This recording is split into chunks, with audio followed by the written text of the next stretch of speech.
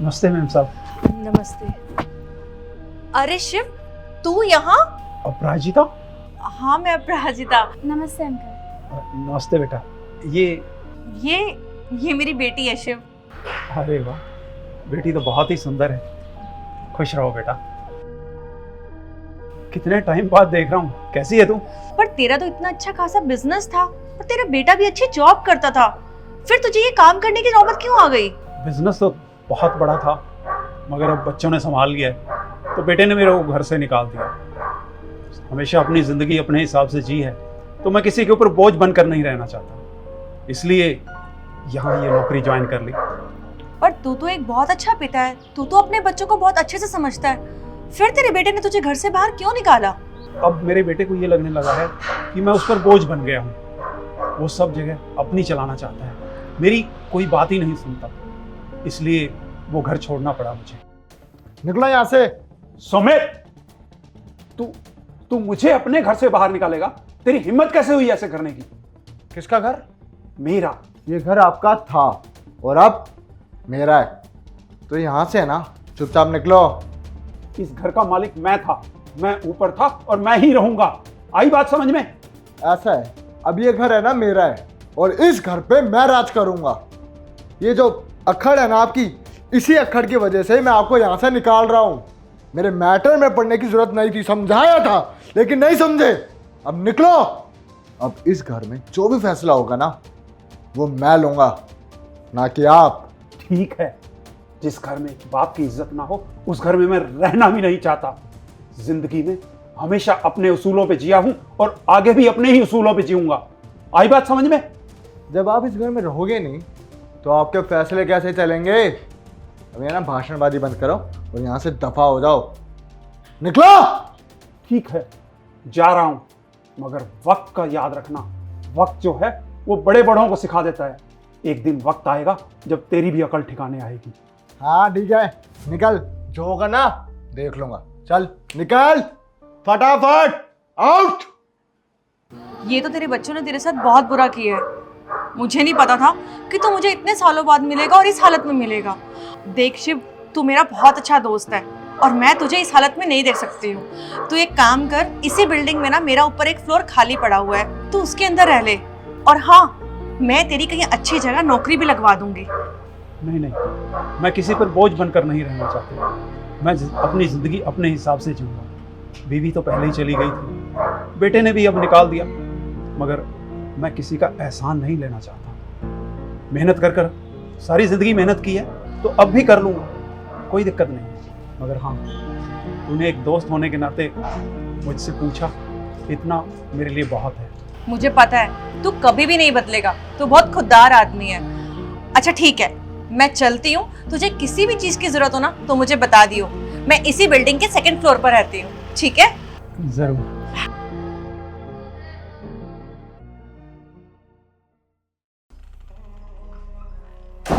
अरे शेखर बेटा, आओ ना, बैठो।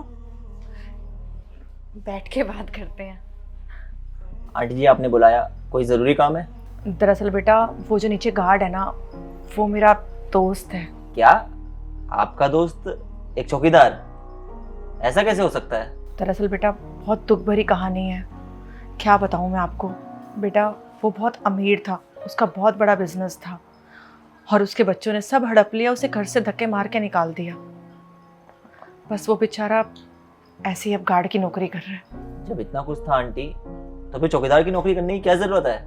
बेटा, वो बहुत खुददार आदमी है, वो कभी भी किसी के आगे हाथ नहीं फैलाता, वो हमेशा मेहनत करके खाना जानता है। वो तो उस बेचारे की किस्मत खराब निकली जो उसके बच्चों ने उसे धक्के मार के घर से बाहर निकाल दिया। बेटा, मैंने तुझे इसलिए बुलाया है क्योंकि मैंने हमेशा तुझे ज़रूरतमंदों की हेल्प करते हुए देखा है और मैं भी यही चाहती हूँ कि तू मेरे दोस्त की भी हेल्प करे, क्योंकि वो मुझसे तो कोई हेल्प लेगा ही नहीं। मुझे पता है उसके बारे में बहुत अच्छे से। तो आंटी जी, आप ही उन्हें बोल देते अपने साथ रहने के लिए। आपके पास किस चीज़ की कमी है? बेटा, मैंने बहुत बार कोशिश करी उससे बात करने की, पर उसने मना कर दिया। मैंने बोला कि मेरा फ्लैट है, उसके अंदर रह ले, पर उसने मना कर दिया। आप टेंशन मत लीजिए आंटी जी, मैं उन्हें अपने साथ ज़रूर रखूँगा। और इतने ज़्यादा टैलेंटेड हैं वो, मुझे तो उनकी ज़रूरत है।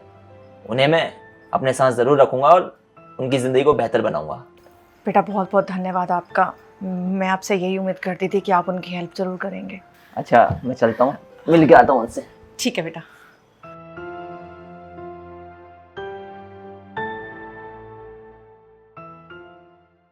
अंकल जी नमस्कार। नमस्ते बेटा।